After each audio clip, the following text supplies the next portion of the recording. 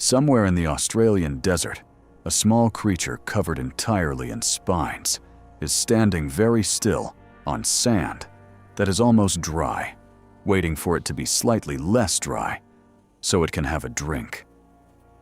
You are a thorny devil, and you have the most elegant, most precisely engineered drinking system in the animal kingdom, deployed in the one place on Earth where it almost never works. You were born in the desert, hatched from an egg buried in the sand, by a mother who was not present for the hatching. Because thorny devil parenting follows the same philosophy as most of the animals in this series, which is leave an egg somewhere warm and let mathematics handle the rest. You came out fully formed, fully armed, every scale, a spike, every surface, a deterrent looking exactly like what you are, which is a small lizard that has decided the best defense is to be as unpleasant as possible to put in your mouth. Your drinking system is the most sophisticated passive hydration mechanism in nature. Microscopic channels run between every scale on your entire body when any part of you touches moisture.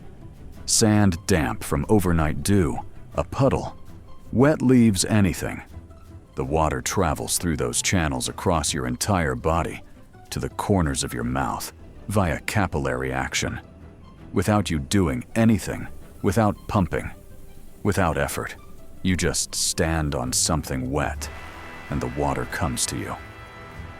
Which is either the most elegant solution to desert hydration ever produced by evolution, or a system so dependent on finding moisture in a desert that it raises some questions about the original planning.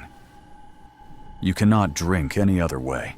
There is no backup method, no drinking through the mouth, no alternative hydration strategy. If the sand is not wet enough, you do not drink. And the sand in the Australian desert is almost never wet enough. So you have developed an extremely specific morning routine.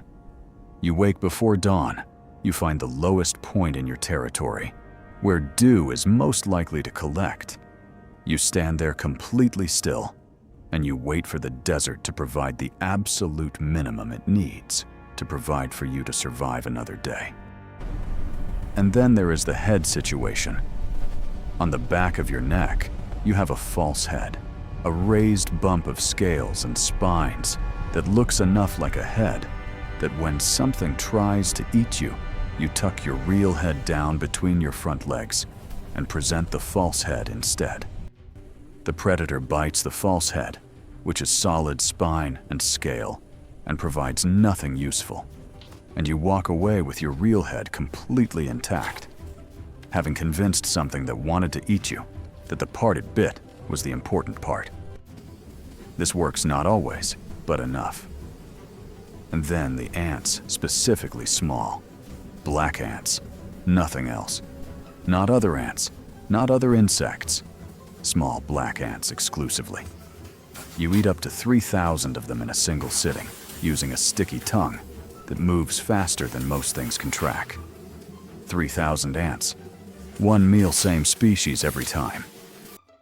Scientists have offered thorny devils, other food, other ant species, larger insects. The thorny devil is not interested. It has identified the specific ant it wants to eat, and it is committed to that decision with the same energy the koala committed to eucalyptus, which at this point in the series feels like an Australian thing. So here you are, covered in spines, drinking through your skin in a desert that barely provides enough moisture to make that work, tucking your real head away when things get difficult.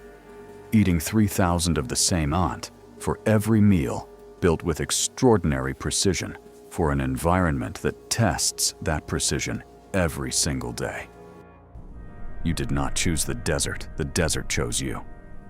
And every morning you stand in the pre-dawn dark and wait for the dew, and the dew comes just enough, just barely enough, and you drink through your skin, and you continue.